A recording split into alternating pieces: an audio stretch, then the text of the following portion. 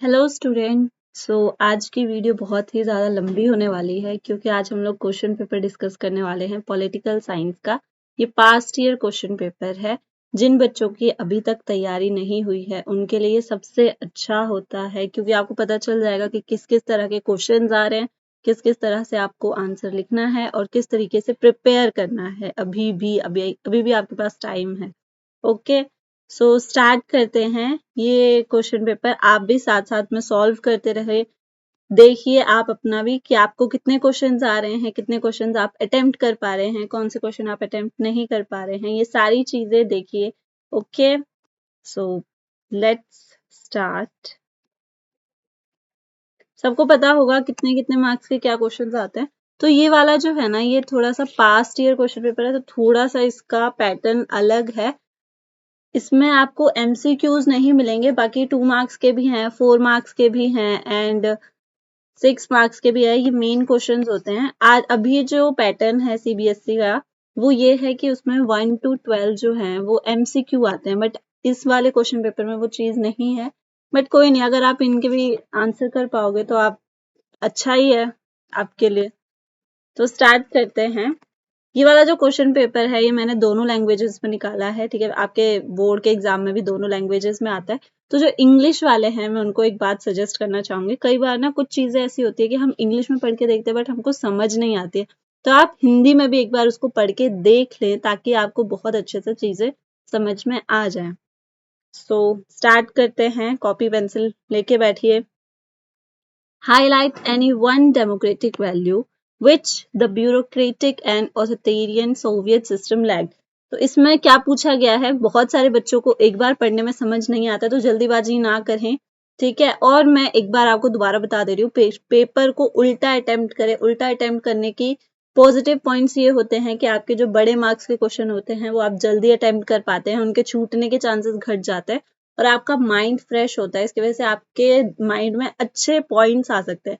और जब आप उसको लास्ट में अटेम्प्ट करते हैं तो जल्दीबाजी में आप आंसर प्रॉपर नहीं लिख पाते और बहुत सारे अच्छे पॉइंट्स स्किप हो जाते हैं। और कई बार अगर लेंथी पेपर होता है तो कई बार लास्ट का जो क्वेश्चन होता है वो छूट जाते हैं, जो कि बहुत बड़े मार्क्स के 6 मार्क्स के क्वेश्चन है, वो बहुत सारे बच्चों के छूट जाते हैं। तो मेरा मानना ये है और मैं आपको सजेस्ट करूंगी कि आप क्वेश्चन पेपर को उल्टा ही अटेम्प्ट करें। तो जिनको एक बार में क्वेश्चन समझ नहीं आता है वो 1 या 2 3 बार पढ़ के देखें, फिर ही अपना आंसर लिखें। और एक बार हिंदी में पढ़ के देख लें। नौकरशाही के शिकंजों में फंसी सत्तावादी सोवियत प्रणाली में ना पाए जाने वाले किसी एक लोकतांत्रिक मूल्य को उजागर करें। तो इसमें पूछा गया है जो सोवियत सिस्टम था उसमें ऐसा कौन सा चीज था जो डेमोक्रेटिक वैल्यू में, मतलब ऐसी कौन सी चीज नहीं थी जो डेमोक्रेटिक वैल्यू में आती है। ठीक है, हमने पढ़ा था कि जो सोवियत सिस्टम था वो सोशलिस्ट को फॉलो करता था, बट स्टिल वहां पे कुछ चीजों की कमी थी। तो वो क्या चीजें थी जो चीजों की कमी थी सोवियत सिस्टम में? तो फर्स्ट थिंग जो थी वो थी lack of democracy. Lack of democracy कैसे था? डेमोक्रेसी का मतलब क्या होता है कि हमारे पास चॉइस है, हम किसी को भी वोट दे सकते हैं, हम किसी को भी चूज कर सकते हैं।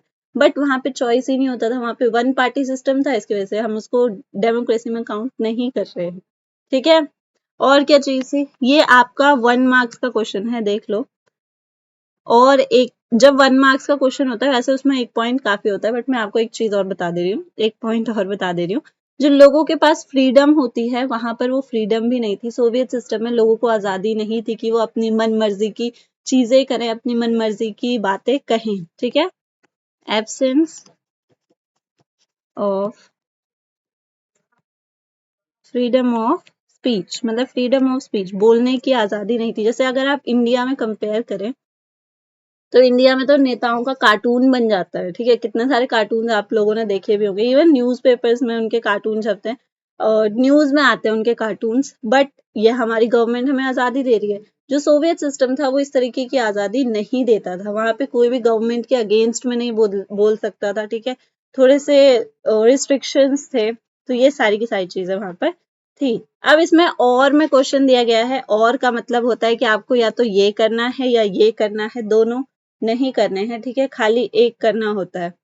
तो मैं अभी हम लोग क्वेश्चन पेपर अटेम्प्ट नहीं कर रहे हैं, बट मैं आपको दोनों ही आंसर बता देती हूँ। आप लोग वो आंसर लिखा करो जो आपको इजी लगता है और जिसमें आप सफिशिएंट पॉइंट लिख पाओ, ठीक है। हमेशा उस आंसर को लिखा करो, ये नहीं देखना कि ये अच्छा लग रहा है या ये अच्छा लग रहा है। एक बार दोनों क्वेश्चंस को पढ़ के देख लिया करो, उसके बाद 1 मिनट लेके सोच लो कि कौन से आंसर में आप ज्यादा अच्छा पॉइंट लिख सकते हो और ज्यादा पॉइंट लिख सकते हो, मतलब इतना पॉइंट लिख सकते हो कि आपका जितने मार्क्स का है वो पूरा आ जाए। So the second question is what is meant bye western alliance formed during cold war. तो जो कोल्ड वॉर हुई थी, हम इसको शीत युद्ध भी कहते हैं ना हिंदी में, ठीक है। तो जो कोल्ड वॉर हुई थी उसमें वेस्टर्न अलायंस एक था, तो वेस्टर्न अलायंस किसे कहा गया है, ठीक है। तो हमने पढ़ा था जब कोल्ड वॉर हुई थी उस टाइम पे 2 अलायंसेस बन गए थे, western alliance and eastern alliance. तो जो वेस्टर्न अलायंस थी वो थी नाटो। नाटो वो देश है जिस इसको बनाया गया था यूएसए द्वारा, ठीक है। अप्रैल 1949 में ये बना था और इनका मेन मोटो क्या था कि जो भी देश उन पर हमला करेगा, ये एक साथ मिलकर उसके, जैसे इसमें काफी सारे स्टेट्स थे, तो अगर उनमें से किसी एक पर भी हमला होता है तो ये कंसिडर किया जाएगा कि ये पूरे मतलब सब पे हमला है। तो इसकी वजह से इसको बनाया गया था, ये कोल्ड वॉर के टाइम पे था, बट नाटो अभी भी चल रहा है। और जो यूएसएसआर था, जो सोवियत सिस्टम था, उसने इसके अगेंस्ट वार्सा पैक्ट बनाया था। जो वार्सा पैक्ट था वो इसके रिस्पॉन्स में था और आज के टाइम पे वो खत्म हो चुका है, बट नाटो अभी भी चल रहा है। और इसको बनाने के पीछे खाली एक ही रीजन था, इनका ये मानना था कि अगर इनके मेंबर में से किसी एक पर भी हमला होता है तो वो हमला सब पे कंसिडर किया जाएगा और सारे देश मिलकर उसका जवाब देंगे, ठीक है। अब आ जाते हैं नेक्स्ट क्वेश्चन पर। Justify the reorganisation of states in India on language basis by giving one suitable argument. तो आप सबको पता है कि जब हमारा देश आजाद हुआ था, आजादी से पहले ना देश बिखरा हुआ था, मतलब एक बाउंड्री सेट नहीं करी गई थी। बट जब देश आजाद हुआ उसके बाद हमने बहुत सारे स्टेट्स बनाए थे, ठीक है, बहुत सारे स्टेट्स में उसको बांटा था। तो पूछा गया है justify the reorganisation of states in India on language basis by giving one suitable argument. तो इनका कहना है कि वो जो हमने स्टेट्स को बांटा था लैंग्वेज के बेसिस पे, तो क्या वो सही था, और अगर आपको लगता है कि वो सही था तो एक सूटेबल आर्ग्यूमेंट दो। बताओ क्या लगता है आपको, थोड़ा सा सोचो, क्या ये सही हुआ या गलत हुआ, और अगर सही हुआ तो क्यों सही हुआ। तो ये जो फैसला था कि स्टेट्स को लैंग्वेज के बेसिस पे बांटा जाए, ये सबसे अच्छा फैसला था। क्यों? क्योंकि इससे यूनिटी बढ़ रही थी एक पर्टिकुलर एरिया की, ठीक है। इससे मतलब देश के टूटने के जो चांसेस थे वो कम हो रहे थे। फॉर एग्जाम्पल, मैं आपको एक एग्जाम्पल देके समझाती हूँ। अगर जैसे मान लो पंजाब और हरियाणा के जो लोग हैं, अगर हम उनको अलग नहीं करते, ठीक है, मतलब अलग अलग स्टेट्स में नहीं बांटते और वो लोग आपस में रहते, तो कितने चांसेस थे कि उनकी लड़ाई हो सकती थी, चाहे वो किसी भी चीज कल्चर को लेके हो, चाहे वो लैंग्वेज को लेके हो। तो बहुत सारे रीजंस है ना जिसकी वजह से उनकी लड़ाई हो सकती थी। या अगर हम लोग साउथ में ही चले जाए, साउथ में काफी सारे स्टेट्स को बांटा गया है, साउथ में सबसे ज्यादा बांटा गया है, बहुत सारी लैंग्वेजेस है साउथ में, कन्नड़ है, तुलु है, तेलुगु है, ठीक है, तमिल लैंग्वेज है। तो इन सबको लैंग्वेज के बेसिस पे बांटा गया। अगर लैंग्वेज के बेसिस पर नहीं बांटा गया होता तो इनमें लड़ाई झगड़े होते रहते, ठीक है, कॉन्फ्लिक्ट होने के चांसेस बहुत ज्यादा थे। और अगर कॉन्फ्लिक्ट होता तो कॉन्फ्लिक्ट की वजह से डिसइंटीग्रेशन ऑफ कंट्री भी हो सकता था। मतलब जैसे सोवियत संघ टूट गया ना, वैसे इंडिया भी टूट सकता था अगर लैंग्वेज के बेसिस पर नहीं बांटा गया होता। और अब लैंग्वेज के बेसिस पे बांट दिया तो एक जगह पे यूनिटी है ना। आप खुद देखो, आप किसी पर्टिकुलर स्टेट के हो तो आप उनसे कनेक्ट करते हो, ठीक है। जैसे आप मान लो आप बिहार के हो, यूपी के हो, पंजाब के हो, ठीक है, या तमिल के हो, तो आप वहां के लोगों से कनेक्ट करोगे जितना आप दूसरे लोगों से कनेक्ट नहीं करोगे। क्यों कनेक्ट करोगे? क्योंकि लैंग्वेज सेम है, कल्चर सेम है, यूनिटी है, बचपन से वो चीजें देखते आए हो, ठीक है। तो एक यूनिटी जनरेट हो गई है उस चीज में। इसकी वजह से reorganization of state in India on language basis is the perfect decision of our government. अगला क्वेश्चन क्या है, highlight any one benefit of having an international organisation. काफी सारी इंटरनेशनल ऑर्गेनाइजेशन है, तो क्या फायदा क्या है इनके होने का, क्या चीजें ये करती हैं। ये तो बहुत इजी क्वेश्चन है। इतनी सारी आपने इंटरनेशनल ऑर्गेनाइजेशंस पढ़ी हैं, इसमें सबका पूछा जा रहा है कि यूएनओ है, अगर आप यूएनओ का बता सके, सार्क का बता सके, ब्रिक्स का बता सके, ईयू का बता सके, किसी का भी बता सकते हो, ठीक है। तो क्या फायदा है, सबसे पहली चीज, कुछ जो इंटरनेशनल ऑर्गेनाइजेशंस है वो सेम ही काम करती है, जैसे कॉन्फ्लिक्ट्स को सॉल्व करवाती है, दो देशों का झगड़ा हो रहा है तो जाएंगी झगड़ा सुलझा देंगी, ठीक है। देशों को एक दूसरे से कोऑपरेट करना सिखाती है कि एक दूसरे के साथ मिलकर काम कैसे करना है, जो कि बहुत इंपॉर्टेंट चीज है। ओके, देश दुनिया में पीस को स्टैब्लिश कर रही हैं, डेवलपमेंट को प्रमोट कर रही हैं, काफी सारी चीजें आप इसमें लिख सकते हैं। ओके, अब इसमें भी और में क्वेश्चन पूछा गया है, explain the importance of arms control as a measure of traditional security। Arms control कहा गया है, आर्म्स कंट्रोल का मतलब ये नहीं कि बाजू को कंट्रोल में रखो, ठीक है, आर्म्स मतलब हथियार, ठीक। तो ट्रेडिशनल सिक्योरिटी के लिए आर्म्स हथियारों को कंट्रोल करना बहुत ही ज्यादा जरूरी है। बट क्यों जरूरी है, क्योंकि आज जैसे जैसे समय बढ़ रहा है वैसे वैसे लोगों की जो सहनशीलता है, ठीक है, झेलने की जो शक्ति है वो कम होती जा रही है। तो ये जो चांसेस है कि हाँ छोटे से झगड़े पर कोई भी एक दूसरे देश के ऊपर बड़े से बड़ा हमला कर सकता है, इसके चांसेस बहुत ज्यादा बढ़ गए हैं। इसकी वजह से हथियारों को कंट्रोल किया जाना चाहिए। बट आर्म्स कंट्रोल जो है ना, ये किसी एक अकेले देश का फैसला नहीं हो सकता, ठीक है, ये म्यूचुअल अंडरस्टैंडिंग के बेसिस पे ये फैसला लिया जाएगा। फॉर एग्जाम्पल, हम लोग हमारे पास न्यूक्लियर वेपन है, इंडिया के पास न्यूक्लियर वेपन है और चाइना के पास भी है, ठीक है। तो क्या हम अपना हम पीस की तरफ जा रहे हैं, मतलब इंडिया एक ऐसा देश है जो सबसे ज्यादा शांति को प्रमोट करता है, पीस को प्रमोट करता है, ये एक ऐसा देश है, ठीक है। तो क्या हम अपने हथियार खराब कर दे, बंद कर दे, उनको बर्बाद कर दे? नहीं कर सकते, क्योंकि हमें पता है कि हम अगर अपने हथियार खत्म कर भी देंगे तो उससे हम ही खतरे में पड़ेंगे, ठीक है, क्योंकि हमारे बगल में चाइना है, वो कभी भी हम पे हमला कर सकता है, कभी भी हम पे अटैक कर सकता है। अगर चाइना अपने आर्म्स को खत्म कर रहा है और हम भी दोनों डिस्कस करके आर्म्स को खत्म कर रहे हैं, तो वो एक दूसरी चीज है, वो हमारी म्यूचुअल अंडरस्टैंडिंग है, और ये चीज सिर्फ म्यूचुअल अंडरस्टैंडिंग के बेसिस पर ही हो सकती है, ऐसे नहीं हो सकती। ओके, चलो एक एमसीक्यू मिल गया है। Which one of the following statement related to the Iraq invasion by the USA is correct? ये आपके सिलेबस में अभी नहीं आ रहा है, ठीक है, ये चैप्टर थर्ड है, थर्ड चैप्टर कट हो गया सिलेबस से, तो इसको अटेम्प्ट करने की जरूरत नहीं है। Next question, identify any one similarity between the United Front government of 1996 and national front government of 1989। तो इन दोनों के बीच में क्या मतलब क्या सिमिलैरिटी थी, बताइए। आप लोगों ने इसके बारे में सेकंड बुक में पढ़ा है, ठीक है, तो आपको क्या लगता है उन दोनों के बीच में क्या सिमिलैरिटी थी? तो ये जो दोनों ही गवर्नमेंट्स थी, ये अनस्टेबल गवर्नमेंट्स थी, ठीक है। जो ये यूनाइटेड गवर्नमेंट थी, इसमें जनता दल थी, ठीक है, और सॉरी, नेशनल फ्रंट गवर्नमेंट में जनता दल थी और बीजेपी थी, और यूनाइटेड फ्रंट गवर्नमेंट में कांग्रेस पार्टी थी। और ये इनमें सिर्फ एक ही सिमिलैरिटी है कि ये दोनों ही अनस्टेबल गवर्नमेंट्स थी, काफी समय के लिए नहीं चली थी, ठीक है, देश में काफी ज्यादा डिस्टर्बेंस इस टाइम पे देखने को मिली थी। तो इनमें खाली एक ही सिमिलैरिटी है, 1 मार्क्स के लिए 1 पॉइंट, अनस्टेबल गवर्नमेंट। अब आ जाते हैं सेक्शन बी पे। ये क्वेश्चंस आपके इस पेपर में भी आएंगे, ठीक है, ये वाला पैटर्न आपके इस पेपर में भी डाला गया है, 2 मार्क्स के क्वेश्चन। तो बताओ, mention any 2 reasons for the disintegration of Soviet union. Very easy question and very important question, बहुत बार ये क्वेश्चन देखा गया है पेपर में, ठीक है। तो जो सोवियत संघ है, जो सोवियत यूनियन है, उसका डिसइंटीग्रेशन मतलब उसका बंटवारा क्यों हुआ, वो क्यों टुकड़ों टुकड़ों में टूट गया था। तो सबसे इम्पोर्टेंट, जैसे ये 2 मार्क्स का है ना, तो इसमें जब आपको ऐसे छोटे क्वेश्चन में इम्पोर्टेंट चीज मिल रहा है तो हम इम्पोर्टेंट पॉइंट पहले लिखेंगे, और इसमें सबसे ज्यादा इम्पोर्टेंट पॉइंट है मिखाइल गोर्बचेव का, ठीक है, मिखाइल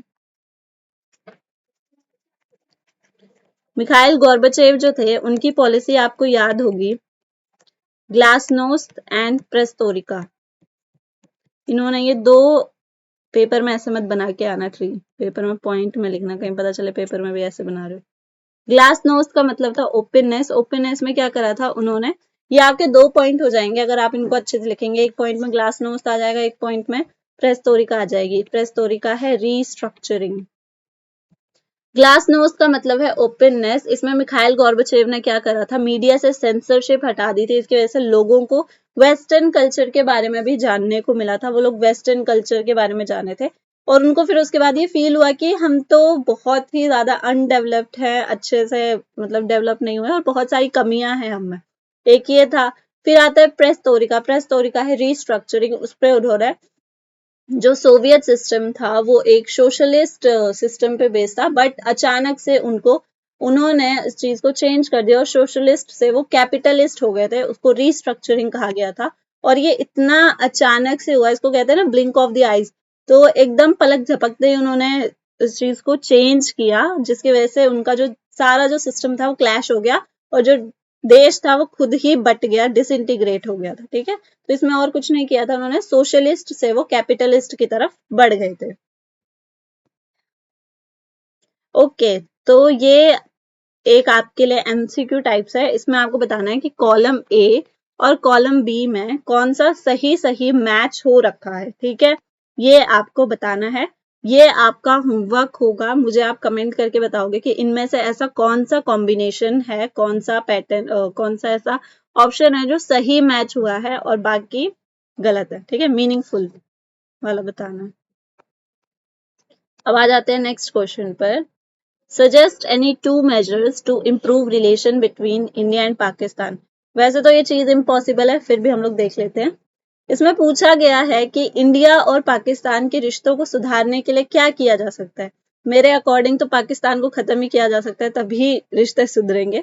बट आंसर में ऐसे नहीं लिख के आना है। आप अपने व्यूज नहीं डाल सकते, आप बुक के व्यूज डाल सकते हो।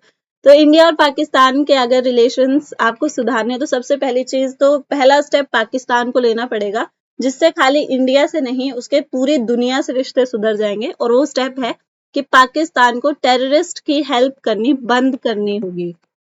Pakistan should stop helping terrorist.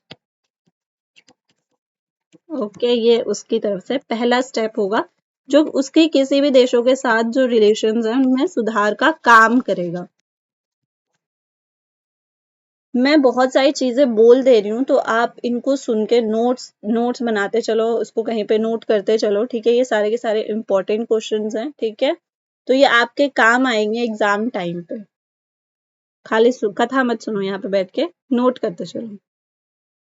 और क्या चीज करी जा सकती है, तो अगर ये टेररिस्ट को फंड करना बंद कर देता है, मतलब टेररिस्ट को सपोर्ट करना बंद कर देता है, तो इसके बाद जो नेक्स्ट कदम उठाया जाना चाहिए वो ये होगा कि दोनों ही देश एक दूसरे, मतलब दोनों देश के लीडर्स जो हैं वो एक दूसरे के देशों में आए जाए। ठीक है, थोड़ा सा टाइम स्पेंड करें, तभी ये चीजें काम करेंगी, इनके रिश्ते में सुधार आएगा। Both the countries must visit each other. ठीक है, बट ये तभी पॉसिबल है जब पाकिस्तान टेररिस्ट का हाथ छोड़ेगा, नहीं तो पॉसिबल नहीं है। चलो next point. How did the Sino Indian conflict of 1962 affect the communist party of India.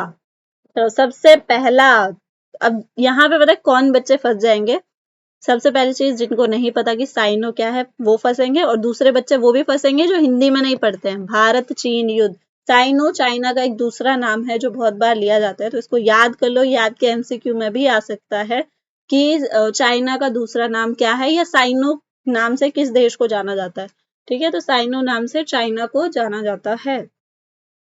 तो चाइना और इंडिया का जो कॉन्फ्लिक्ट था 1962 में, जो वॉर हुआ था, उसने कम्युनिस्ट पार्टी ऑफ इंडिया को किस तरीके से अफेक्ट किया है। ठीक है, ये बहुत इंपॉर्टेंट क्वेश्चन है और ये मैंने बहुत बार आपको बताया भी है कि जो ये वॉर हुआ था इसका सबसे ज्यादा इफेक्ट जो देखने को मिला था वो कम्युनिस्ट पार्टी ऑफ इंडिया पे ही देखने को मिला था। तो मैं आपको एक स्टोरी बता रही हूँ, इसको एक स्टोरी की तरह सुनो, समझो, आप समझ जाओगे। ठीक है, तो जो कम्युनिस्ट पार्टी ऑफ इंडिया है उसके कुछ मेंबर्स जो है 1962 के वॉर के बाद उसके कुछ मेंबर्स को जेल हो गई थी। ठीक है, क्योंकि शायद उन्होंने चाइना के अगेंस्ट में कुछ कहा था, इस वजह से उनको जेल हो गई थी। जब वो जेल से बाहर निकल के आए तो जाहिर सी बात है, अगर कोई देश उनको जेल दे दे रहा है, वो क्यों उस देश का दोबारा सपोर्ट करेंगे, नहीं करेंगे।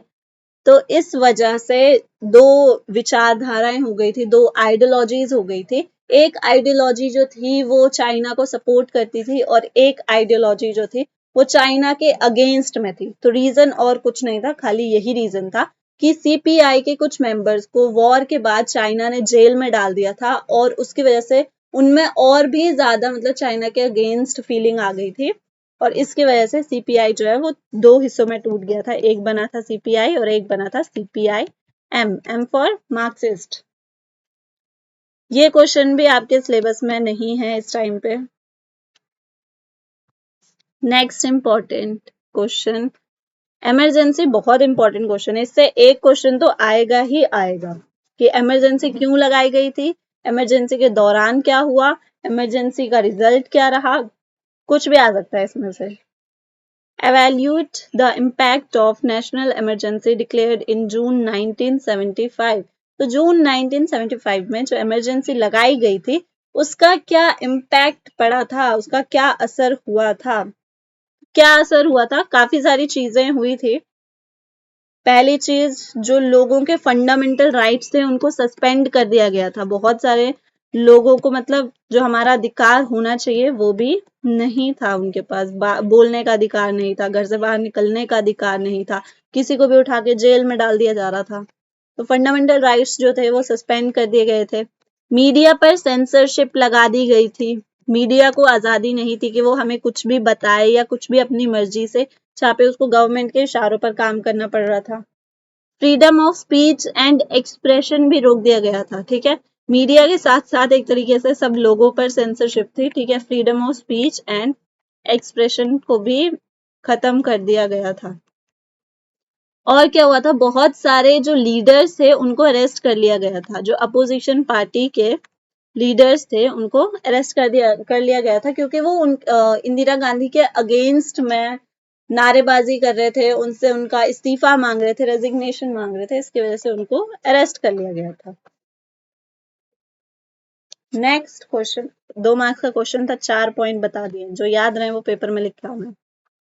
Assess the role played by defection on Indian politics. Defection आज के समय में बहुत ज्यादा ये इम्पोर्टेंट है क्योंकि हमारी इंडियन पॉलिटिक्स में ये बहुत ही आम हो चुका है। इसकी वजह से डिफेक्शन लॉ बनाया गया है।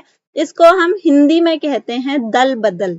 ओके, नाम से ही पता चल रहा है। डिफेक्शन लॉ क्या होता है, इसमें मान लो कि किसी तरीके की वोटिंग हो रही है। ठीक है, कोई फैसला लाने के लिए या कोई किसी भी तरीके का डिस्कशन हो रहा है तो वोटिंग हो रही है।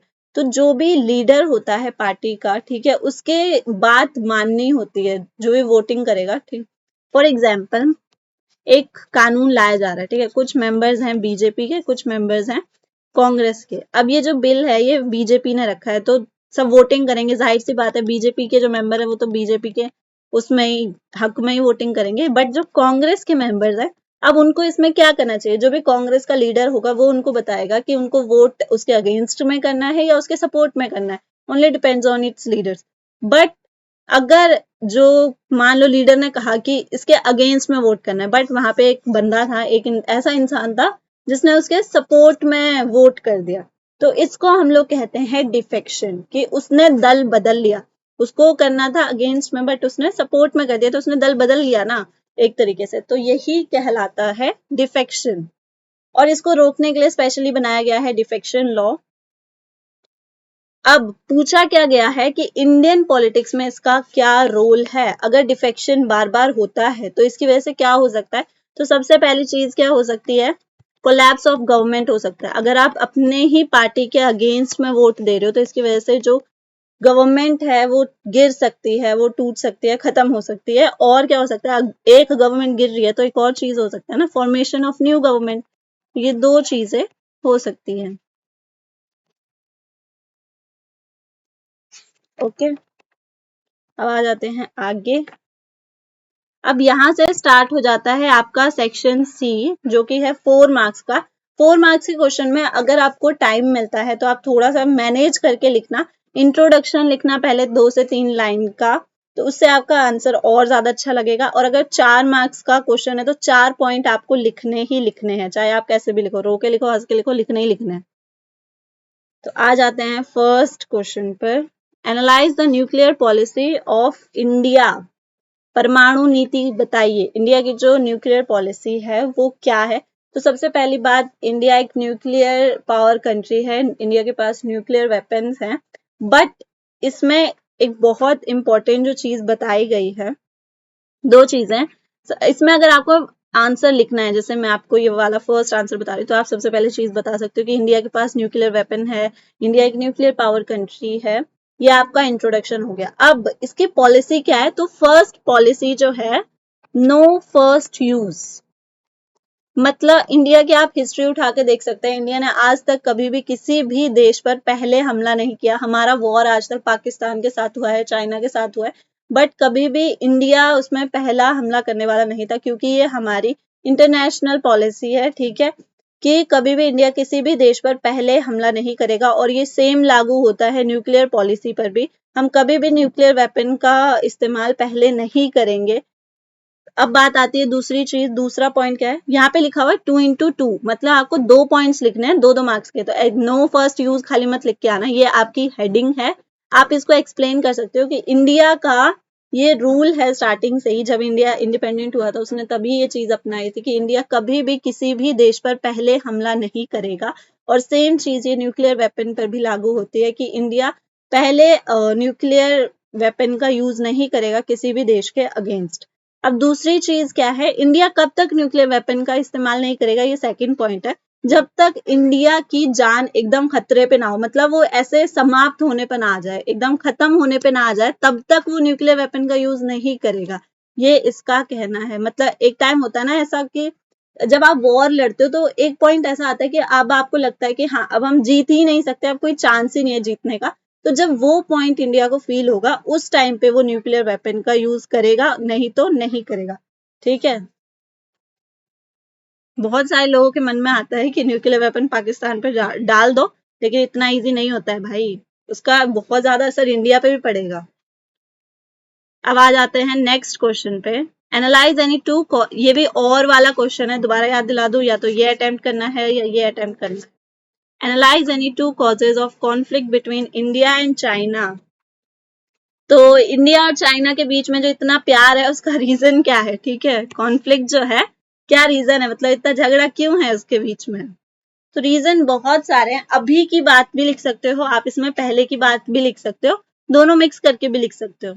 तो जो 1962 का वॉर हुआ था, बहुत सारे लोगों को याद होगा, उसके बाद क्या हुआ था, उसके बाद इंडिया और चाइना की बहुत समय तक बात नहीं होती थी, इंडिया से बहुत समय तक कोई भी प्राइम मिनिस्टर चाइना नहीं गया था, हमारा ट्रेड रुक गया था।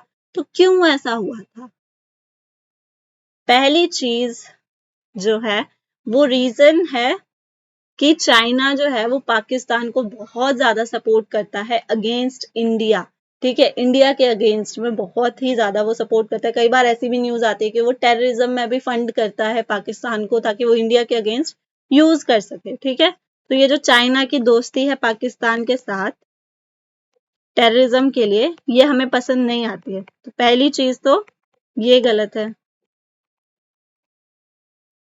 अब दूसरी चीज क्या है, चाइना जो है हमारे 2 एरियाज पर कब्जा करके बैठा हुआ है, जो कि उसके नहीं है, बट वो क्लेम करता है कि वो उसके हैं। एक है अक्साई चीन और एक है थोड़ा सा अरुणाचल प्रदेश का एरिया। ये दोनों एरिया पे, पूरा अरुणाचल प्रदेश नहीं, अरुणाचल प्रदेश का थोड़ा सा एरिया है उसके पास। 1962 के वॉर के टाइम पे उसने इन एरियाज पर कब्जा कर लिया था। तो इन वजह से हमारा थोड़ा सा अभी भी इसके साथ अनबन है, इतना ज्यादा अच्छा रिलेशन नहीं है, जितना एकदम आजादी के टाइम पे अच्छा था, अब उतना अच्छा रिलेशन नहीं है। हो सकता है अगर चाइना हमें ये चीजें वापस कर दे, हमारा एरिया हमें वापस कर दे, तो हो सकता है फ्यूचर में रिलेशन सुधर जाए, हु नोज। अब आ जाते हैं नेक्स्ट क्वेश्चन पर। ये वाला क्वेश्चन भी आउट ऑफ सिलेबस है, ये आपका 3rd चैप्टर का है, जो कि नहीं आ रहा है तुम्हारे पेपर में, आउट ऑफ सिलेबस क्वेश्चंस नहीं आएंगे, ये पास्ट ईयर क्वेश्चन पेपर है, इसकी वजह से इसमें पहले सारे कुछ चैप्टर्स आते थे, बट अब कुछ चैप्टर्स काट दिए गए हैं, इसलिए ये आपका आउट ऑफ सिलेबस है, ठीक है। Next question, explain any 2 factors that have contributed to Pakistan's failure in building a stable democracy. सबको पता है पाकिस्तान के आज के समय में क्या हालत है, और पाकिस्तान और इंडिया दोनों एक साथ ही आजाद हुए थे, ठीक है। पाकिस्तान मतलब आजाद तो क्या हुआ था, पाकिस्तान का जन्म हुआ था, इंडिया आजाद हुआ था। तो जो पाकिस्तान है वो अभी तक स्टेबल डेमोक्रेसी नहीं बना पाया है, वहां पे अभी तक लोकतंत्र की स्थापना नहीं हुई है, डेमोक्रेसी वहां पर अभी तक नहीं आई है। तो क्या रीजन है भाई, क्यों वहां पे डेमोक्रेसी नहीं आ पा रही? तो सबसे पहला रीजन है टेररिज्म। आतंकवाद को वो इतना वो आतंकवाद को सपोर्ट करेगा तो कौन उसका साथ देगा भाई? कोई भी नहीं देगा, उसकी अपनी जनता भी उसका साथ नहीं देगी। तो वहां पे इतना ज्यादा टेररिज्म है, इसकी वजह से वहां पे अभी भी एक स्टेबल पॉलिटिक सिस्टम नहीं है, ठीक है। नेक्स्ट पॉइंट, क्लर्जी मैन, मौलवी। वहां पे पता है किसी ने बहुत अच्छा कहा था कि जो पॉलिटिक्स है, जो राजनीति है, उसमें कभी भी धर्म नहीं आना चाहिए, और जो धर्म है उसमें कभी भी राजनीति नहीं आनी चाहिए। और जब ये दोनों चीजें मिल जाती है ना, तो दोनों चीजों का सत्यानाश हो जाता है, ठीक है। इसकी वजह से पाकिस्तान का भी सत्यानाश है, क्योंकि जो पाकिस्तान की पॉलिटिकल जितनी भी सारी चीजें, पाकिस्तान की जो पॉलिटिक्स है वो चली भाई धर्म के नाम पे है, ठीक है। उनके जो रूल्स वगैरह सब वो धर्म, जो भी मौलवी वगैरह होते हैं वो सेट करते हैं। तो ये सबसे बड़ा ड्रॉबैक है, इसकी वजह से वो लोग आगे ही नहीं बढ़ पा रहे हैं। अब एक पॉलिटिशियन जो होता है उसका थिंकिंग अलग होगा, और जो एक मौलवी होता है उसका थिंकिंग अलग होगा। पॉलिटिशियन हमेशा अपने देश को बढ़ावा देगा, अपने देश के लिए अच्छी चीजें सोचेगा, और जो मौलवी होते हैं वो तो भाई पहले अपने धर्म का सोचेंगे ना, उसके बाद देखेंगे कि तुम बचोगे या नहीं बचोगे।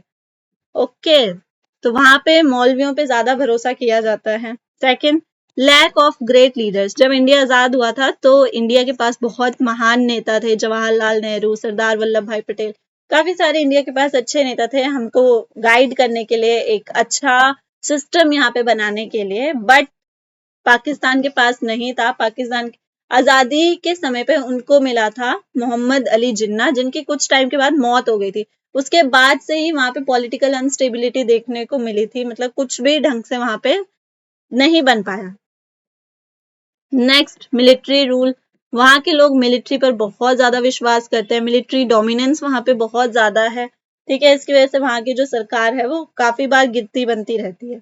ये सारे के सारे रीजंस हैं जिसकी वजह से अभी तक पाकिस्तान वहां पे डेमोक्रेसी को स्टैब्लिश नहीं कर पाया है।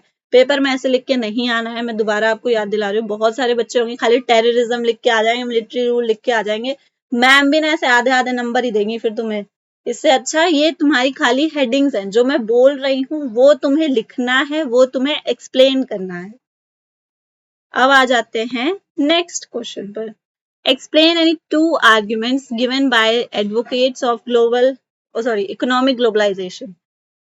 बताओ, इतना इजी क्वेश्चन है। इकोनॉमिक ग्लोबलाइजेशन, आर्थिक वैश्वीकरण के फायदे बताने हैं। एडवोकेट मतलब तुम्हारा जो एडवोकेट होगा वो तुम्हारे हक की बात करेगा ना। तो जो इकोनॉमिक ग्लोबलाइजेशन की हक की बात जो करते हैं उसमें 2 आर्ग्यूमेंट्स देने की। इकोनॉमिक ग्लोबलाइजेशन क्यों अच्छा है, काफी सारे रीजंस हैं। ग्रोथ को प्रमोट कर रहा है, ठीक है, सारे देशों की मदद कर रहा है ना ताकि सब बढ़े आगे। न्यू टेक्नोलॉजीज को ला रहा है मार्केट में, ट्रेड को बढ़ावा दे रहा है,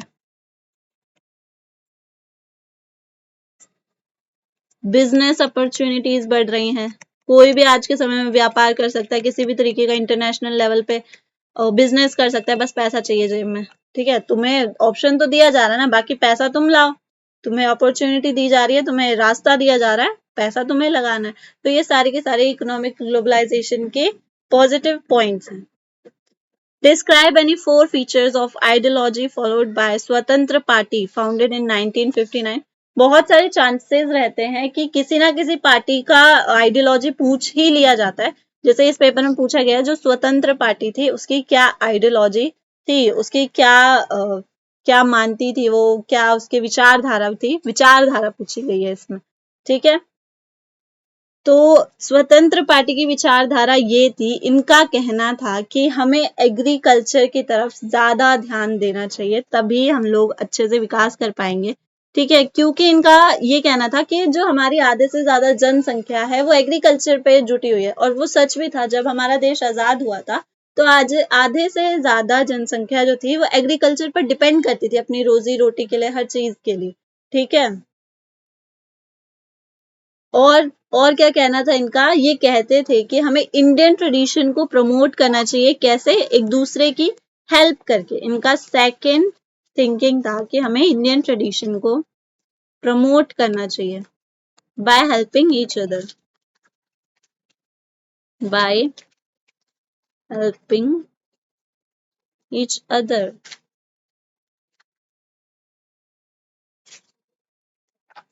और ये कहते थे कि हमें लोगों की वेलफेयर के बारे में सोचना चाहिए, हमेशा लोगों के अच्छे के बारे में सोचना चाहिए। ठीक है, वेलफेयर ऑफ पीपल। और ये इंडिविजुअल फ्रीडम में विश्वास रखते थे कि हर व्यक्ति के पास अपनी स्वतंत्रता होनी चाहिए, उसको ये फ्रीडम होनी चाहिए कि वो अपना फैसला खुद ले सके, फ्रीडम ऑफ स्पीच होनी चाहिए, ये सारी फ्रीडम्स में ये मानते थे। ठीक है, कि इंडिविजुअल एक फ्री होना चाहिए, ये इनका मानना था। Describe any four criteria that have been proposed in recent years for new permanent and non-permanent members of UN Security Council. तो आज के समय में यूएन सिक्योरिटी काउंसिल में जो परमानेंट मेंबर्स हैं वो हैं 5, और जो नॉन परमानेंट मेंबर्स हैं वो हैं 10। बट धीरे धीरे इनकी संख्या बढ़ाई जा रही है। तो जो नॉन परमानेंट या परमानेंट मेंबर बनने का क्राइटेरिया है वो क्या है, मतलब अगर कोई देश नॉन परमानेंट या परमानेंट मेंबर बनना चाहेगा तो उसको क्या चीजें चाहिए होंगी, क्या क्वालिफिकेशन या क्या क्राइटेरिया है, क्या क्या चीजें चाहिए। तो सबसे पहली चीज, मेजर इकोनॉमिक पावर, वो इकोनॉमिकली स्ट्रॉन्ग होना चाहिए। मतलब वो ऐसा देश होना ऐसा ना हो कि वो खुद भूखा मर रहा है और सपने देख रहा है कि यूएनओ में एडमिशन लेगा, यूएनओ में जाएगा, तो ऐसा नहीं होना चाहिए। इकोनॉमिकली स्ट्रॉन्ग होना चाहिए। और क्या चाहिए? मिलिट्री पावर भी चाहिए, अपनी सुरक्षा खुद करे, ये शक्ति उसमें होनी चाहिए। ठीक है, contributor to the UNO budget. क्या मतलब है इसका? यूएनओ कोई क्या बोलते हैं उस पे, दान दक्षिणा पर थोड़ी ना चल रहा है। जो उसके मेंबर्स हैं वही तो उसको चलाएंगे, कोई वो ऐसे लोगों से थोड़ी ना दान दक्षिणा लेगा। तो जो भी मेंबर बनना चाहता है सिक्योरिटी काउंसिल का, उसको कंट्रीब्यूट करना होगा यूएनओ के बजट में। आपके लिए ये क्वेश्चन है कि क्या इंडिया जो है वो यूएनओ का मेंबर बनने के लिए इस टाइम पे क्वालिफाई करता है, और इस टाइम पे सबसे ज्यादा यूएनओ के बजट में कौन सा देश कंट्रीब्यूट कर रहा है। मुझे ये आंसर कमेंट करके बताना कि इस समय पर कौन सबसे ज्यादा कंट्रीब्यूट कर रहा है यूएनओ के बजट में। डेमोक्रेसी होनी चाहिए उस देश में, लोकतंत्र का साथ देता हो, पॉपुलेशन में ज्यादा होना चाहिए, उसकी पॉपुलेशन ज्यादा होनी चाहिए, और कल्चरल डाइवर्सिटी होनी चाहिए। उस देश में काफी सारी संस्कृतियां होनी चाहिए, तभी तो वो अलग अलग देशों की प्रॉब्लम को सुलझा पाएगा, उनको समझ पाएगा। इसलिए ये सारी की सारी चीजें चाहिए। Describe any 4 sources of threat to non traditional security. हमने पढ़ा था कि 2 तरीके की सिक्योरिटीज होती हैं, एक होती है ट्रेडिशनल सिक्योरिटी, एक होती है नॉन ट्रेडिशनल सिक्योरिटी। तो नॉन ट्रेडिशनल सिक्योरिटी में वो थ्रेट आते हैं जो आज के समय में नए आए हैं। ठीक है, मतलब ये इससे पूरी दुनिया को खतरा है, किसी एक इंडिविजुअल या किसी एक देश को नहीं खतरा है इससे, बल्कि इससे पूरी दुनिया को खतरा है, और इनके अगेंस्ट में पूरी दुनिया एक साथ लड़ रही है। उनको नॉन ट्रेडिशनल सिक्योरिटीज कहते हैं। ये आपका इंट्रोडक्शन हो जाएगा 4 मार्क्स में, कि नॉन ट्रेडिशनल सिक्योरिटी वो खतरा है जो किसी इंडिविजुअल देश के लिए, किसी इंसान के लिए नहीं है, बल्कि ये पूरी दुनिया के लिए खतरा है। और ये क्या क्या चीजें जिनसे आज के मतलब जो नॉन ट्रेडिशनल सिक्योरिटी में आएंगे, तो पहली चीज है टेररिज्म। अब कहोगे कि टेररिज्म तो पुराना है, टेररिज्म कैसे आएगा इसमें? तो टेररिज्म पुराना नहीं है, काफी समय बाद आया है टेररिज्म। अभी रिसेंटली से ये चीजें स्टार्ट हुई हैं, पहले टेररिज्म नहीं होता था। ठीक है, अगर आप बोलो कि हाँ पहले भी तो हमले होते थे देशों के ऊपर, तो टेररिज्म और हमला, ये इन दोनों में बहुत ज्यादा अंतर होता है। टेररिज्म जो होता है ये एक तरीके, इसमें हम लोग ब्रूटल मर्डर की बात करते हैं। ठीक है, ये इस तरीके से मारते हैं कि मतलब किसी को भी देख के उसमें घिन आ जाए। और जो अटैक्स होते हैं ना, अटैक में एक एम होता है कि हाँ जैसे हमें उस देश पर कब्जा करना है, चाहे उसमें जरूरी नहीं है कि सबको मार के ही कब्जा करना है, वो अगर कोई शांति से अपना देश दे दे रहा है तो वैसे भी हो सकता है, तो वो एक डिफरेंट चीज है। बट जो टेररिज्म होता है इनमें इनकी स्पेशल कुछ डिमांड्स होती नहीं है, बस इनको वायलेंस का यूज करना होता है, और वो भी ब्रूटल वायलेंस का यूज करना होता है, मतलब ऐसी वायलेंस जिसको देख के ऐसा डर हो कि बस पूछो मत। और क्या है टेररिज्म के अलावा? और है ग्लोबल वार्मिंग, जो समय के साथ साथ बढ़ती जा रही है। ये भी बहुत बड़ा खतरा है, और ये किसी एक देश के लिए खतरा नहीं है, पूरी दुनिया के लिए खतरा है। ग्लोबल वार्मिंग का इफेक्ट सिर्फ इंडिया में देखने को नहीं मिल रहा है, ऑल ओवर द वर्ल्ड देखने को मिल रहा है। नेचुरल कैलेमिटीज, इसको हम लोग कहते हैं प्राकृतिक आपदाएं, जिस पर किसी का कंट्रोल नहीं है, बट इनको सुधारने के लिए तो चीजें की जा सकती है ना। माइग्रेशन, जो अलग अलग देशों से लोग आ रहे हैं, ये तो सबसे ज्यादा खतरा है। सबसे ज्यादा खतरा क्यों है? क्योंकि इनकी वजह से दूसरे देशों का रिसोर्स खत्म हो रहा है। ये अपना देश छोड़ के दूसरे देशों में जा रहे हैं, तो उसकी वजह से दूसरे देशों का रिसोर्सेज खत्म होगा ना, तो ये भी एक बहुत बड़ा खतरा है। Next question, what is meant by privy purse? Evaluate the role played by Indira Gandhi in the evolution of privy purse. तो क्वेश्चन पूछा गया है कि प्रिवी पर्स क्या है। प्रिवी पर्स जो है, इसको अगर हम लोग आसान भाषा में कहें तो ये एक तरीके का जमींदारी सिस्टम था। ठीक है, इसमें क्या होता था कि कुछ हिस्सा देना होता था रिच फैमिलीज को। एक फैमिली होती थी या किसी तरीके के रूलर्स होते थे, उनको कुछ फॉर्म ऑफ ग्रांट देना होता था, उसको हम लोग कहते हैं privy purse, form of grant. ठीक है, आसान भाषा में, हिस्ट्री की भाषा में हम इनको जमींदार कहते हैं। ठीक है, तालुकदार कहते हैं, जो एक हिस्सा लेते थे किसी की भी कमाई से।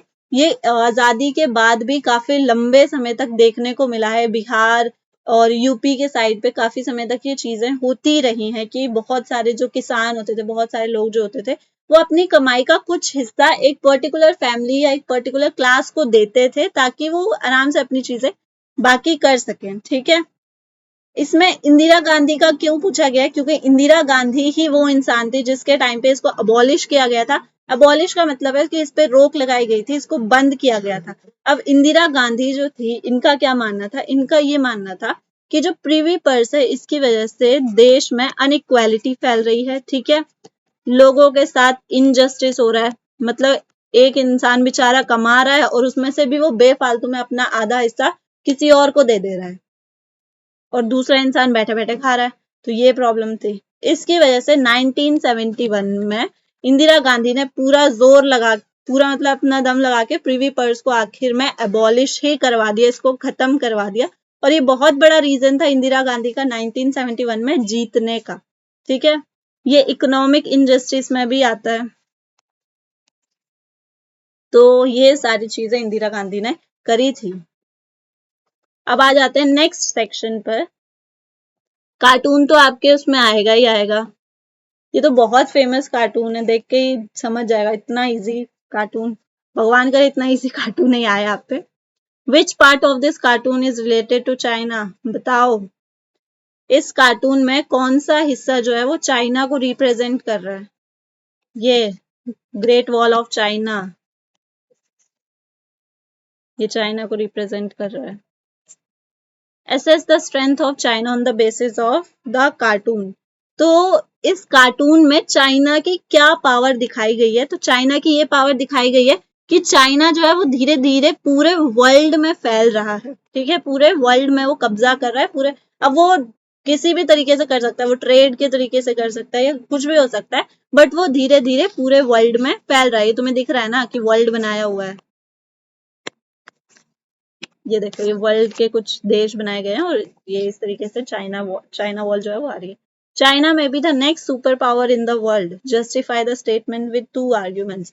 तो क्या चाइना जो है वो एक सुपर पावर बन सकती है? बन सकती है, क्योंकि ये एक ऐसा देश है जो बहुत ज्यादा ट्रेड कर रहा है वर्ल्ड में। ठीक है, न्यूक्लियर पावर कंट्री है, मेंबर ऑफ यूएनओ है। और क्या चाहिए वर्ल्ड पावर बनने को, सुपर पावर बनने को और क्या चाहिए? काफी है इतना। ठीक है, ये अंधों के लिए क्वेश्चन है, पढ़ लेना अंधों, आंसर मत लिखने लग जाना इसका, ये अंधों के लिए है। अब ये क्वेश्चन भी है, ये पैसेज के बेसिस पर है, वैसे तो अलग अलग आता है उनके। कई बार क्या होता है बच्चे परेशान हो जाते हैं कि पैसेज तो 3-4 बार पढ़ लिया बट आंसर ही नहीं मिल रहा है। तो जरूरी नहीं है कि इनके आंसर तुम्हें पैसेज में मिल जाए, ठीक है। इसके आंसर तुम खुद से भी लिख सकते हो, बहुत बार खुद से ही लिखने पड़ते हैं। नेम द 2 मॉडल्स या पाथ्स टू डेवलपमेंट। दो हैं, एक है सोशलिस्ट और एक है कैपिटलिस्ट। ओके, जो डेवलपमेंट के पाथ है, या तो तुम सोशलिस्ट हो जाओ या तुम कैपिटलिस्ट हो जाओ। सोशलिस्ट में सारी जो पावर होती है वो गवर्नमेंट के पास चली जाती है, कैपिटलिस्ट में जो सारी पावर होती है वो किसके पास जाती है? सोशलिस्ट में पावर होती है गवर्नमेंट के पास और कैपिटलिस्ट में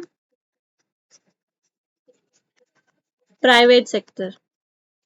इसमें प्राइवेट सेक्टर को इंपॉर्टेंस दिया जाता है। Why was either of the two models not fully accepted by India? Give at least one major reason for each. तो इंडिया जो है, इंडिया ने आज के समय में इन दोनों में से कुछ भी एक्सेप्ट नहीं करा है, दोनों को ही नहीं एक्सेप्ट करा है।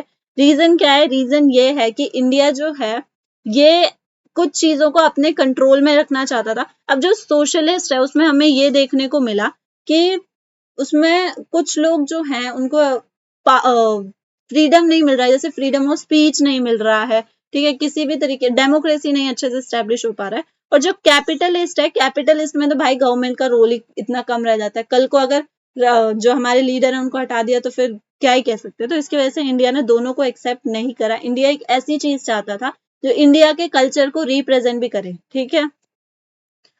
तो इंडिया ने मिक्स्ड इकोनॉमी को अपनाया है। क्यों अपनाया है इंडिया ने मिक्स्ड इकोनॉमी को? क्योंकि ये हमारे कल्चर को रिप्रेजेंट करता है, डेमोक्रेसी को रिप्रेजेंट करता है। हमारा जो इसकी वजह से डेवलपमेंट है वो ज्यादा हो रहा है क्योंकि हमने 50-50 बांट दिया ना।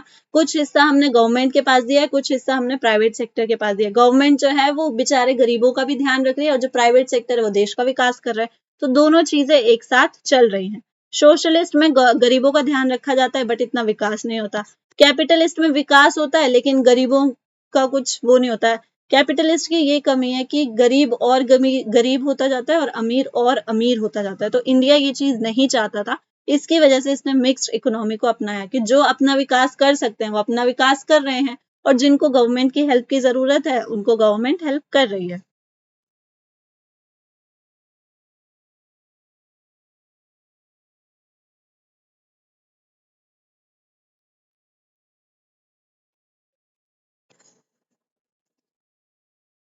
ये सारे का सारा जो नेक्स्ट पैराग्राफ है ये आप खुद इसके आंसर्स लिखेंगे, आप खुद इसके आंसर्स मुझे लिख के बताएंगे। देखते हैं कि आपका अंडरस्टैंडिंग कितना अच्छा है।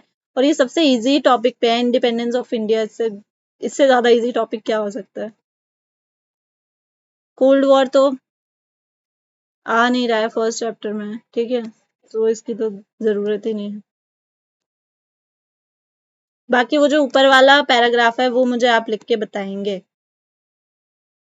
नेक्स्ट क्वेश्चन है मैप। मैप में आपको बता देती हूँ कैसे होता है। ये आपको क्वेश्चंस पढ़ने होते हैं, ये वाले जो नंबर हैं ये इसके लिखे गए हैं और जैसे आप अगर फर्स्ट क्वेश्चन पढ़ेंगे तो उससे रिलेटेड आपको स्टेट मैप में ढूंढना है, उससे रिलेटेड स्टेट आप मैप में ढूंढेंगे और जो भी उसका कंसर्न्ड अल्फाबेट होगा वो लिखेंगे। फॉर एग्जाम्पल फर्स्ट पढ़ते हैं। फर्स्ट वन है the state where a violent incident took place at Godhra in 2002। बहुत अच्छे से हमने कुछ टाइम पहले ही पढ़ा था कि गोधरा कांड कहाँ पे हुआ था। तो देखिए मैप, सॉरी,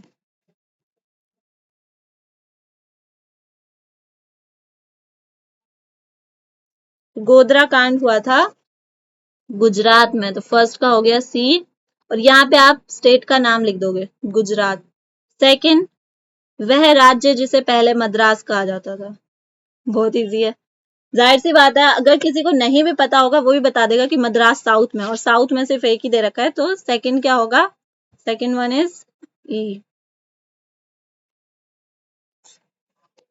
फर्स्ट का है सी गुजरात, सेकंड का है ई तमिलनाडु। थर्ड, वह राज्य जिसकी विधानसभा में भारत में सर्वाधिक सीटें हैं, मतलब जिसमें सबसे ज्यादा सीटें हैं। सबसे बड़ा स्टेट, सबसे ज्यादा सीटें, यूपी। इसमें है क्या अल्फाबेट है ये, डी। वह राज्य जिससे लाल डेंगा का संबंध है। कहाँ से थे लाल डेंगा? मिजो पीपल याद है, मिजोरम।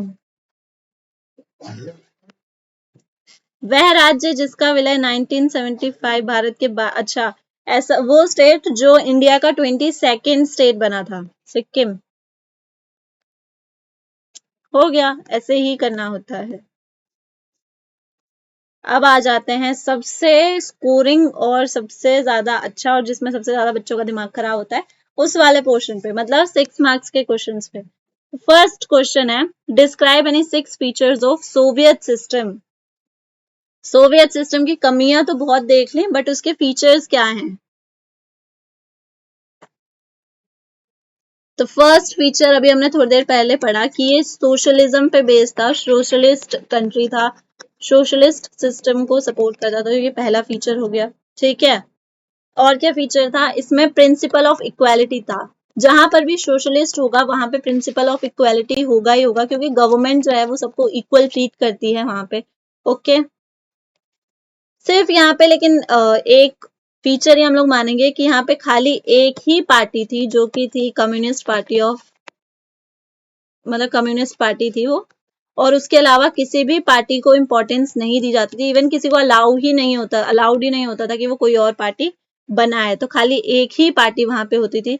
और क्या फीचर थे? किसी भी तरीके का अनएम्प्लॉयमेंट वहां पे नहीं था, हर नागरिक को वहां पे एम्प्लॉयमेंट था, हर नागरिक को वहां पे रोजगार मिल जाता था। 5 years प्लानिंग जो हम लोग करते थे ना, 5 year प्लानिंग, वो यहीं से आई है। 5 साल की जो भी मतलब इलेक्शंस होने वाले हैं उसमें फिर 5 साल की प्लानिंग करके रखना कि इन 5 सालों में हम किन किन चीजों का विकास करेंगे, तो ये वो यहीं से हमने सीखी है। ठीक है, और यहाँ पे हर रहने वाले को बेसिक लिविंग स्टैंडर्ड तो प्रोवाइड कराया ही कराया जाता था, मतलब वहां पे रहने वाले की जो लाइफ स्टाइल थी वो ठीक थी, मतलब किसी के पास ऐसा नहीं था कि बहुत ही ज्यादा कमी है, बहुत ही ज्यादा खाने के लाले पड़े हैं, ऐसा कुछ भी नहीं देखने को मिलता था। ये गवर्नमेंट की जिम्मेदारी होती थी कि वो हर नागरिक को basic basic standard of living तो दे ही दे। तो ये थे सोशलिस्ट या सोवियत सिस्टम के फीचर्स। क्यूबन मिसाइल क्राइसिस नहीं आ रहा है आपके सिलेबस में। Explain the circumstances that led to the creation of Bangladesh. How did Bangladesh succeed in establishing representative democracy based on multi-party system? तो बांग्लादेश जो है, आपको पता है कितना ज्यादा हाथ है हमारा बांग्लादेश को आजाद कराने में। मैं आपको ये स्टोरी की तरह सुना रही हूँ, आपको ये चीज नोट कर सकते हो आप, ठीक है, सुनते सुनते आराम से नोट कर लो, और इसको वैसे ही आप पॉइंट्स में लिख दोगे। ठीक है, तो सबसे पहली चीज, जब इंडिया का बंटवारा हुआ था आजादी के बाद ही, यहाँ पे उर्दू लैंग्वेज इंप्लीमेंट कर दी गई थी, ठीक है, इम्पोज कर दी गई थी, जो कि इनको पसंद नहीं थी। इसको ईस्ट पाकिस्तान कहा जाता था, बांग्लादेश को पहले याद रखना ईस्ट पाकिस्तान के नाम से जाना जाता था। और यहाँ पे मुस्लिम्स थे, बट वो बंगाली कल्चर के मुस्लिम्स थे, ठीक है, वो बंगाल का अलग कल्चर था, उस चीज को फॉलो करते थे। और जो वेस्ट पाकिस्तान था वो अलग कल्चर को फॉलो करते थे।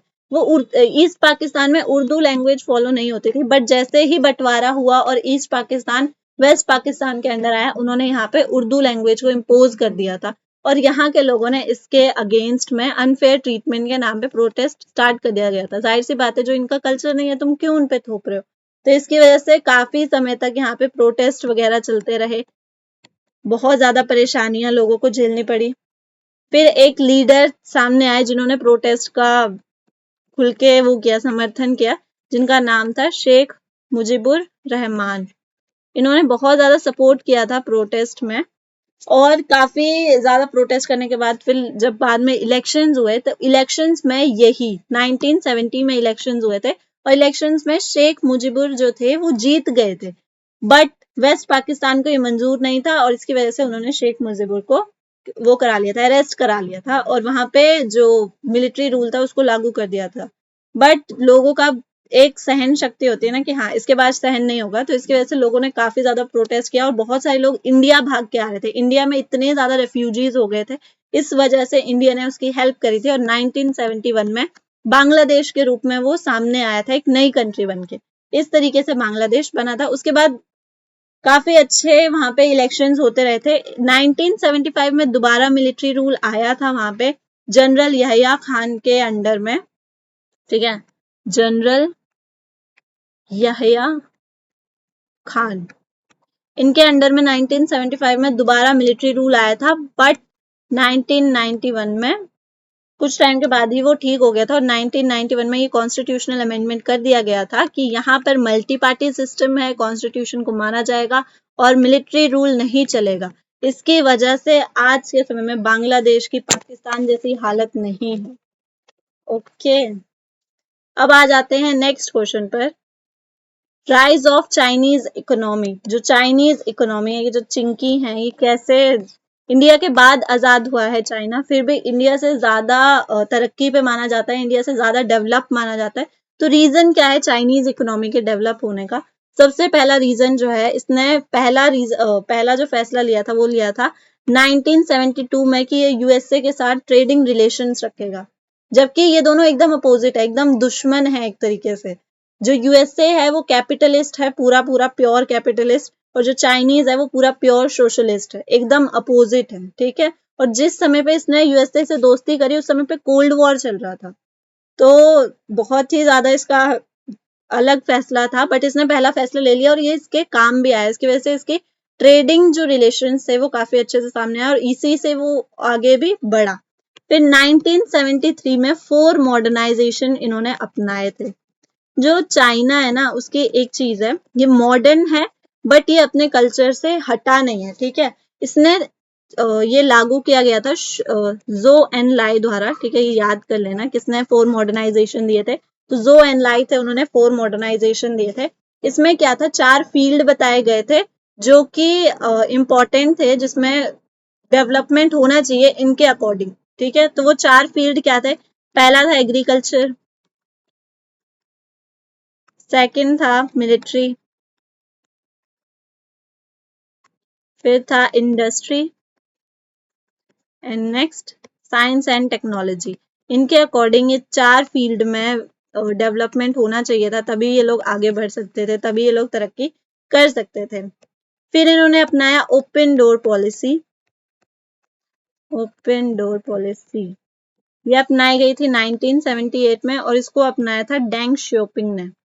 डेंग शियोपिंग। ओपन डोर पॉलिसी और कुछ नहीं थी, इसमें ये था कि अब ये जो ट्रेडिंग होती थी उसको इजी कर दिया था, किसी के भी साथ ट्रेड कर सकता था, ये नहीं था कि किसी देश के साथ ट्रेड नहीं करना, ये हर देश के साथ ट्रेड करने के लिए तैयार था। उसके बाद इसने करा प्राइवेटाइजेशन। ये बहुत ही ज्यादा समझदार था, इसने सोवियत सिस्टम की तरह नहीं करा, ठीक है, कि हाँ सब कुछ झटके से एक साथ ही कर दूंगा। इसने बहुत धीरे धीरे चीजें करी हैं।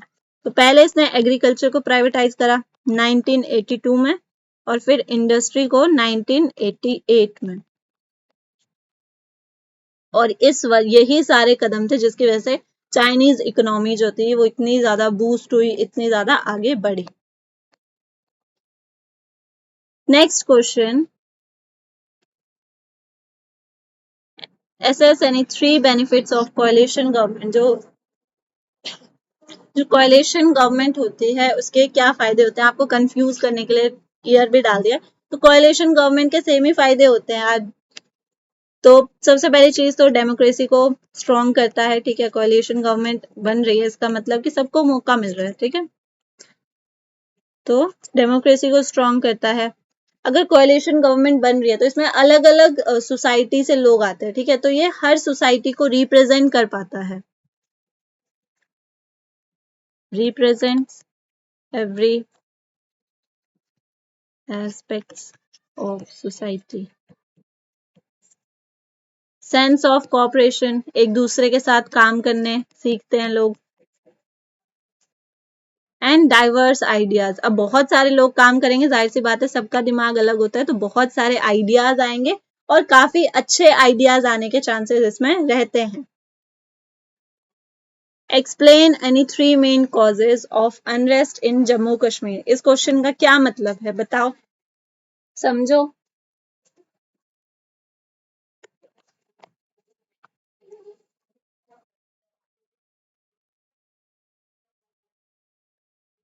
जो जम्मू कश्मीर है उसमें हमेशा अशांति जैसे हालात रहते हैं, मतलब हमेशा डिस्टरबेंस रहती है। तो रीजन क्या है इस डिस्टरबेंस के? तो सबसे पहला रीजन है फीलिंग ऑफ सेपरेटिस्ट, देश से अलग होने का जो फीलिंग है वो सबसे ज्यादा खतरनाक फीलिंग है, ठीक है। इसकी वजह से वो सबसे ज्यादा डिस्टर्ब रहते हैं, सबसे ज्यादा अनस्टेबल और अनपीसफुल रहते हैं, ठीक है। दूसरा चीज है वहां पे टेररिज्म को बहुत ज्यादा सपोर्ट मिलता है पाकिस्तान के जरिए, ये भी बहुत बड़ा रीजन है जिसकी वजह से वहां पे कभी भी शांति नहीं होती है। And sense of insecurity from outsiders, sense of insecurity from outsiders, जो बाहर के लोग हैं पता नहीं क्यों बाहर के लोगों से सिक्योर नहीं फील करते हैं, उनको ऐसा नहीं लगता है कि वो बाहर के लोगों के साथ सिक्योर है। नेक्स्ट क्वेश्चन पे आ जाते हैं। Describe any 3 important events that led to the split in Congress party in 1969। Very important question, very famous question. तो 1969 में कांग्रेस पार्टी जो थी वो 2 हिस्सों में टूट गई थी, Congress O and Congress R. जो कांग्रेस आर थी वो थी इंदिरा गांधी की, और जो कांग्रेस ओ थी वो थी सिंडिकेट्स की। आपको याद ही होगा सिंडिकेट्स जो थे वो एक ग्रुप था कांग्रेस पार्टी के अंदर ही, जो कि पुराने लीडर्स थे, या हम लोग ये कह सकते हैं एक्सपीरियंस्ड लीडर्स थे इंदिरा गांधी के मुकाबले। तो 1969 में क्या हुआ था थोड़ा सा याद करो। 1969 में प्रेसिडेंशियल इलेक्शंस थे, मतलब प्रेसिडेंट चुना जाना था, क्योंकि जो उस टाइम पे प्रेसिडेंट थे उनकी मौत हो गई थी, उनकी डेथ हो गई थी, इसकी वजह से प्रेसिडेंट चुना जाना था। अब इंदिरा गांधी और सिंडिकेट थे तो दोनों एक ही पार्टी के, कांग्रेस के, लेकिन दोनों ने अलग अलग कैंडिडेट खड़ा किया था। इंदिरा गांधी ने वीवी गिरी को एज अ प्रेसिडेंट चूज किया था, ये था इंदिरा गांधी द्वारा चुने गए थे वीवी गिरी, और संजीवा रेड्डी जो थे वो चुने गए थे सिंडिकेट द्वारा। तो जब ये अलग अलग कैंडिडेट्स खड़े किए गए उसी टाइम पे थोड़ा सा डिस्प्यूट जैसा देखने को मिला था कांग्रेस पार्टी में, बट जो रियल डिस्प्यूट था वो तब आया जब इलेक्शंस के रिजल्ट आए, क्योंकि इंदिरा गांधी के जो कैंडिडेट थे वीवी गिरी वो जीत गए थे और उनको उनको उस टाइम पे प्रेसिडेंट बनाया गया था। इसकी वजह से कांग्रेस पार्टी का डिसइंटीग्रेट कह सकते हैं या उसमें स्प्लिट हो गया था, ठीक है।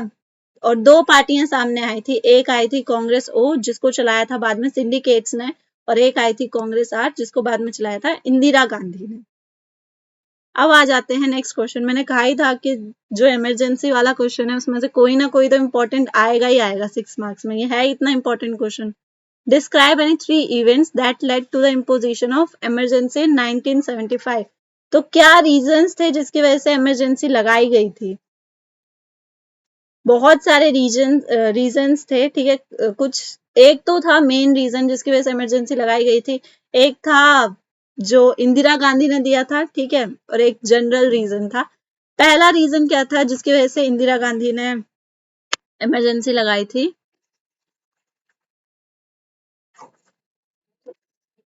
पहला रीजन ये था कि राज नारायण जो थे उन्होंने इलाहाबाद हाई कोर्ट में ये अपील करी थी कि इंदिरा गांधी ने जो इलेक्शंस करे हैं उसमें चीटिंग हुई है और वो इलेक्शंस इनवैलिड है, और इंदिरा गांधी के खिलाफ में ही उसमें वर्डिक्ट सुनाई गई थी। इंदिरा गांधी के खिलाफ में ही फैसला आया था जो दिया था जज जगमोहन लाल सिन्हा ने। तो ये था पहला रीजन जिसकी वजह से इंदिरा गांधी ने फटाफट इमरजेंसी लगा दी थी। दूसरा रीजन था जो इंदिरा गांधी ने दिया था, इंदिरा गांधी ने कहा था कि देश में इंटरनल डिस्टरबेंस है, ठीक है, काफी ज्यादा मतलब देश के अंदर डिस्टरबेंस हो रहा है, इसकी वजह से देश को सुधारने के लिए उनको इमरजेंसी लगानी पड़ रही है, ये उनके द्वारा दिया गया था। और तीसरा रीजन थे जेपी नारायण। जेपी नारायण जो थे वो बहुत ही ज्यादा प्रोटेस्ट कर रहे थे इंदिरा गांधी के खिलाफ और वो उनकी रेजिग्नेशन की मांग कर रहे थे। तो ये 3 रीजन थे जिसकी वजह से आखिर में इंदिरा गांधी को इमरजेंसी लगानी पड़ी थी। अब आ जाते हैं नेक्स्ट क्वेश्चन पर। Explain any 6 consequences of partition of India in 1947।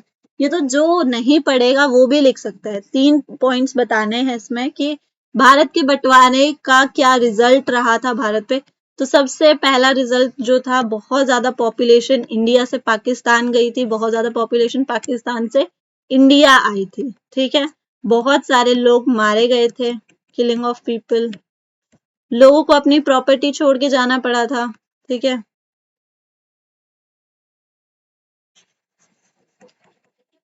Left their property. 3 point पूछे, मैं 3 ही बताऊंगी, बाकी तुम बताओगे, ठीक है, क्योंकि इसमें बहुत सारे पॉइंट्स आ सकते हैं, तो बाकी आप बताओगे कमेंट्स में। Highlight any 3 major reasons for the dominance of Congress party in first 3 general elections after independence। पूछा गया है कि क्या रीजन थे जिसकी वजह से हमने काफी समय तक देखा है कि कांग्रेस पार्टी का डोमिनेंस था इलेक्शंस में, काफी समय तक कांग्रेस पार्टी ही जीतती रही थी। तो रीजन क्या था कि कांग्रेस पार्टी आजादी के बाद इतने लंबे समय तक जीतती रही थी। इसमें भी हमें 3 पॉइंट्स बताने हैं। तो सबसे पहला रीजन था ग्रेट लीडर्स, जवाहरलाल नेहरू, सरदार वल्लभ भाई पटेल, डॉक्टर राजेंद्र प्रसाद जैसे लीडर्स हमारे पास थे जिन्होंने इंडिया को बहुत अच्छे से गाइड किया है इंडिपेंडेंस के बाद, ठीक है। और यही लीडर्स जो थे इन्होंने इंडिपेंडेंस में हेल्प करी थी, काफी ज्यादा रोल प्ले किया था इंडिपेंडेंस में। इसकी वजह से लोगों को बहुत ज्यादा भरोसा था इन पर, इस पार्टी पर बहुत ज्यादा भरोसा था। और ये पार्टी का आजादी से बहुत समय पहले बनी थी, इसकी वजह से जो इंडिया था उसमें इसके जड़ें जो थी वो पूरे इंडिया में फैल गई थी और काफी ज्यादा स्ट्रांग हो गई थी, ठीक है। Roots were spreaded all over the India, ठीक है, मतलब इनकी जड़ें जो थी वो काफी ज्यादा स्ट्रांग हो गई थी। और ये जो लोग थे ये पुअर पीपल से कनेक्ट करते थे, ठीक है। ये हमेशा गरीबों के बारे में सोचते थे और ऐसी पॉलिसीज लेके आते थे जिससे गरीब लोगों का भला हो। तो ये था आपका पॉलिटिकल साइंस का क्वेश्चन पेपर। आई होप आप लोगों ने अगर यहाँ तक वीडियो देखा है तो आपको कुछ सीखने को मिला हो इस क्वेश्चन पेपर से, आपके कुछ डाउट्स क्लियर हो, आपको समझ आया हो कि आंसर कैसे लिखा जाना है और टाइम मैनेजमेंट कैसे करना है। Thank you.